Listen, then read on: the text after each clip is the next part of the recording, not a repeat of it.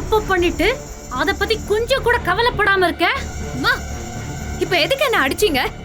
நான் அப்படி என்ன தப்பு பண்ணிட்டேன்? ஏய், வாயை மூடி. நீ என்ன தப்பு பண்ணனு உனக்கு தெரியாது? ஏய், சொல்லுடி. முந்தா நாள் ராத்திரி நீ என்ன செஞ்ச?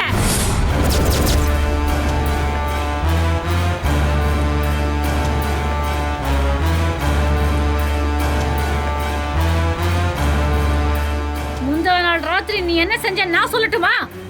ஒரு அப்பாவி மனுஷனை ஆக்சிடென்ட் பண்ணிருக்க.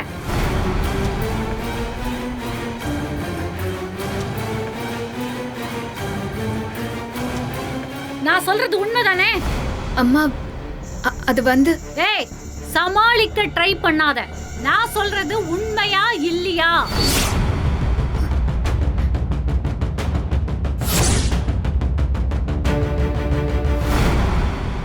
என்னடி முழிக்கிற? அந்த ஆக்சிடென்ட்ட நீதானே பண்ண?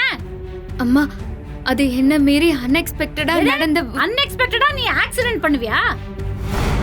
சரி, உன்னை மீறி ஆக்சிடென்ட் நடந்துருச்சு. அப்புறம் நீ என்ன செஞ்சிருக்கணும்? அந்த மனுஷனை ஹாஸ்பிடல்ல கொண்டு போய் அட்மிட் பண்ணி ட்ரீட்மெண்ட் பார்த்துக்கணும்.